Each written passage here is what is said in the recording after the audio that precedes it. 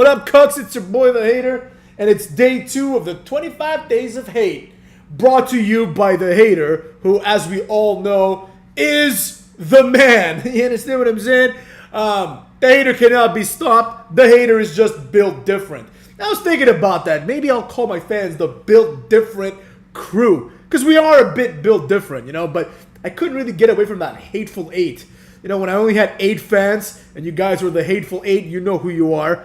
Maybe if I ever do like a Patreon or something, I'll do like an $8 tier, call it the Hateful Eight, and I'll only accept 8 people. How cool will that be? But anyways, let's get to today's video, which is 25 reasons why AEW sucks. Sorry I laughed because I saw something at the corner of my screen, which was from another video that I did and made me laugh. The Hater laughs at his own jokes. I even watch my own videos sometimes and laugh at the things that I say. So let's get to it, Cucks. Reason number 1 why AEW sucks. Their champion is Swerve Strickland. Now, I will preface this by saying that Swerve Strickland, he's a decent wrestler and he is trying his best as champion, meaning that he's going to wrestle, it seems like, every week or nearly every week.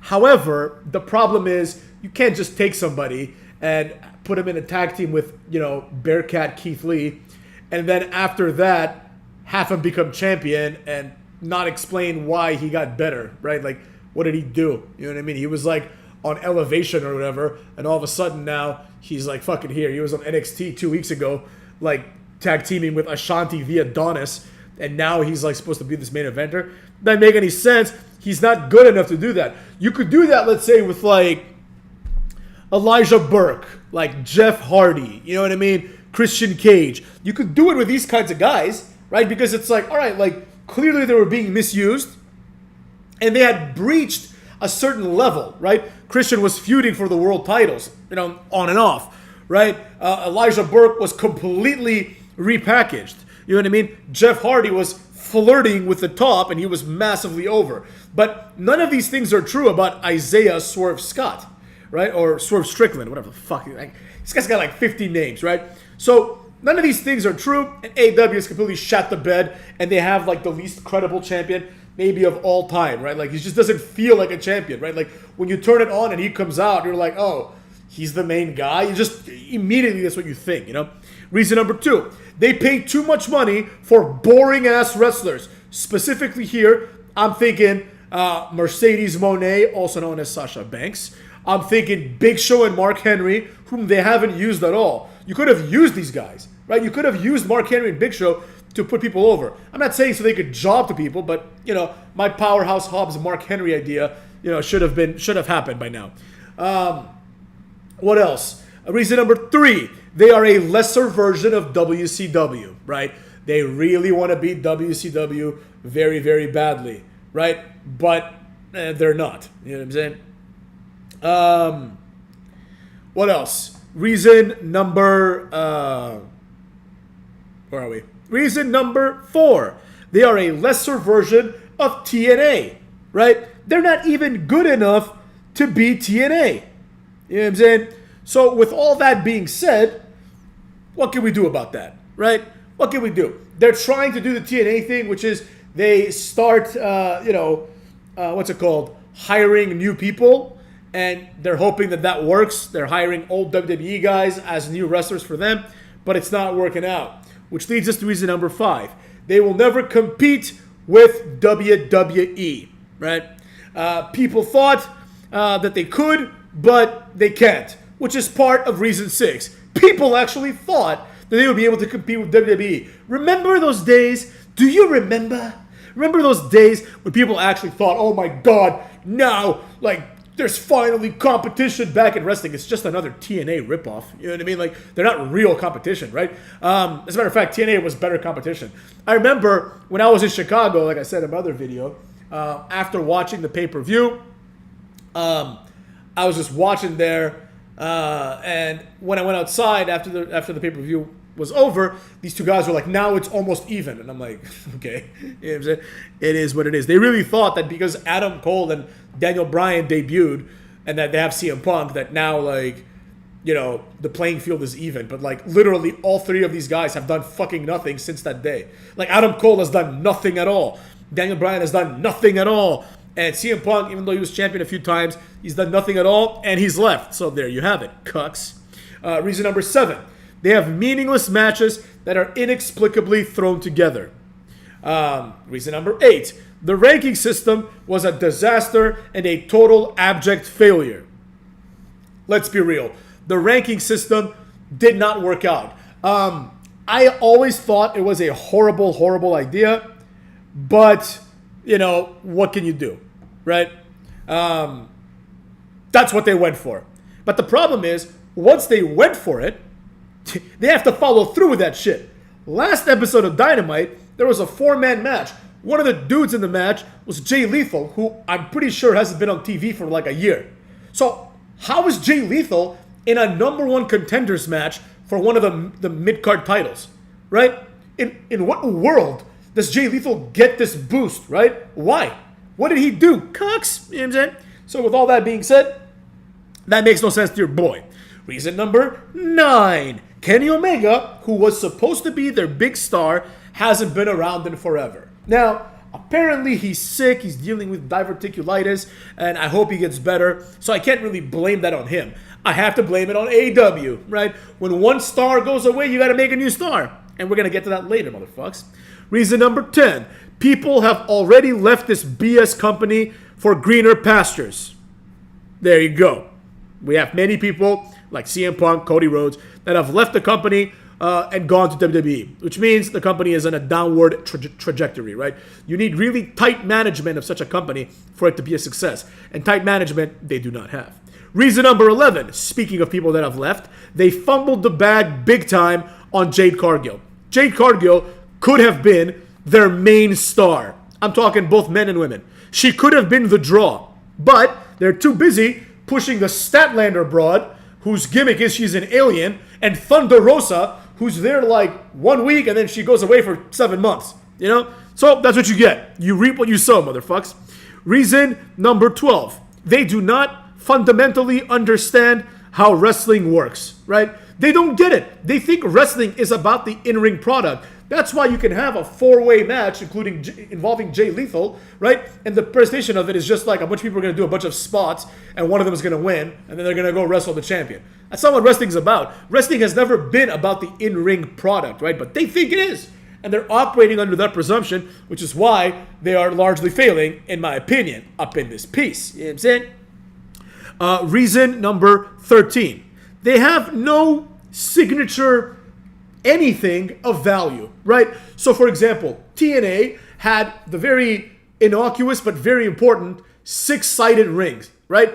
If you tune in, you might not even notice immediately that it's 6 sides, and you're not going to think, oh, what are the implications, right? You're not going to really think that you're like, oh, that's kind of interesting, whatever, right? But then, when you start thinking about it, you're like, oh, with a 6-sided ring, they have 6 turnbuckles. They can now do, like, cooler shit. They can have, like an Ultimate X match, right? They were so much better with the 6-sided ring because the X was not like, directly diagonal from the turnbuckles, because you had 2 other turnbuckles. People could jump off and grab the thing. They could climb on top. They could do a lot of things. As a result of a 6-sided ring, TNA got a lot of things, like 6 sides of steel, right? Which is just a cage match, but because it's 6 sides, it just sounds more badass, right? It's a bigger cage. And they use these things very, very well for their own, company to put themselves over. What's it called? AEW couldn't do that and are not doing that. So with that being said, that's a shame for AEW. What can you do? Nothing. Hater got a phone call. Where the hell were we? Let's catch up here real fast. They don't understand how wrestling works. They have nothing of value. 6-sided ring, right? Now they're trying to do that. They're trying to do like this, like casino battle royal, all this other stuff. They're trying to have their unique gimmick matches, but they're not interesting, right? The casino battle royal is boring. The whatever anarchy in the arena is not smart. It's not fun. It's not entertaining. It's barely even wrestling. So they've completely dropped the ball in that department as well. What else? Yeah, this is a personal favorite. They have wasted valuable years of people's lives. I'm talking Darby Allin. I'm talking the current Lexus King, also known as Brian Pillman Jr., right? They've completely dropped the ball with either of these guys. And the reality is, nothing you can do about it. But Darby Allin was, I think, 25. I mean, I could be wrong. I don't remember his age. But he was 25. And now he's 30, I suppose. Let's Google it real fast, actually, just to be sure. Darby Allin, he is 31, motherfuckers, 31. He was 26, now he's 31, right? He could have spent a few more years in the Indies and maybe joined WWE, and now he's 31. In a few years, he'll be like too old to do anything in WWE, especially considering the way he wrestles. Lexus King was a bit more fortunate because he's also better. But there you have it. They're just pretty much wasting people's lives. They're not making any stars. We're going to get to that later, cooks. It's actually the next reason. Reason 15. They have made exactly 0 stars in the last 5 years that they've been in operation. 0 stars. There's not one person that has come out of AEW and you can call an AEW star. Nobody, not one person. Reason number 16. They do not have any wrestler, not even one, with an interesting gimmick. The closest I could come up with was Toni Storm. But in my personal opinion, this is very much up the alley of Lacey Evans or whatever. It's basically her gimmick. It's like this dainty lady, and she's just like, she's adding like the timeless, the black and white and but it's the same idea, right? It's like this like pretentious woman, nothing really crazy. It's probably the best gimmick they have, but it's also the only gimmick they have. I can't think of anything else right now, cucks. Reason, this is probably my favorite reason. Reason number 17, they were used by Cody Rhodes, and anybody that gets used by Cody Rhodes is a cuck. So this company is a cuck. Reason number 18, they are largely responsible for Cody Rhodes' current situation, but they certainly did not make him a star. Cody Rhodes was the star. I mean, to be honest, I continue to believe that Cody Rhodes is not a star, but I'm told that I am wrong. So what can I do about that, cuckolds? It is what it is. There we have it, right? What else? Reason number 19, and this is a personal gripe that I have. They used Sting horribly, right? Not used in the same way that Cody Rhodes used them, but they used Sting in the worst way imaginable. Sting should have been the champion. I know people wouldn't like that because he's old, but giving Sting like a 6-month title run would automatically put someone over, right? Like, basically, instead of giving it to Isaiah Swerve Scott, give it to Sting. Things couldn't be worse. You know what I'm saying? Reason number 20, there are essentially 0 storylines in AEW history. I can't think of one. The only one, okay, I can think of one, is the Cucky Rhodes MJF one. That was like a storyline, but that's it. Everything else is I'm better than you. No, you're not. That's the entire history of AEW. Reason number 21. They do not have a discernible roster. In other words, I do not know who wrestles for AEW, right? Because some of these guys, the majority of them, also wrestle for like CMML, fucking AAA. They might show up on ROH. They might show up on Impact. So there's no consistency, right? And that's a big problem, right? It's like I need Pac and Penta El Cero Miedo, or whatever his name is this week, right? They need to be exclusive to AEW, right? Pac needs to be there, and that's it. This is where you see Pac, and you see him every week, maybe not every week, but 3 weeks in a month at least, right? That's how it needs to be constructed, and that is not how it is constructed. So with that being said, get wrecked. Reason number 22. They have completely ruined Wardlow, right? By giving Wardlow the continuous lackey gimmick, this guy looks like a complete idiot, right?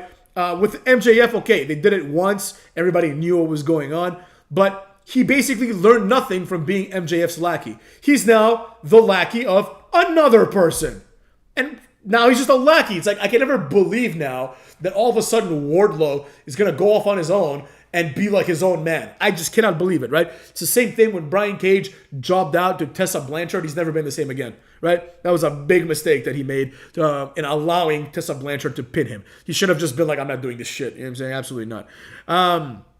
Reason number 23. They have not pushed Powerhouse Hobbs.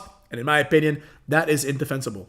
Reason number 24, they have too many shows that nobody watches. It's as simple as that. They got like 5 shows and nobody cares about any of them. You know what I mean? And lastly, 25, reason 25, I think the most solid of all the reasons.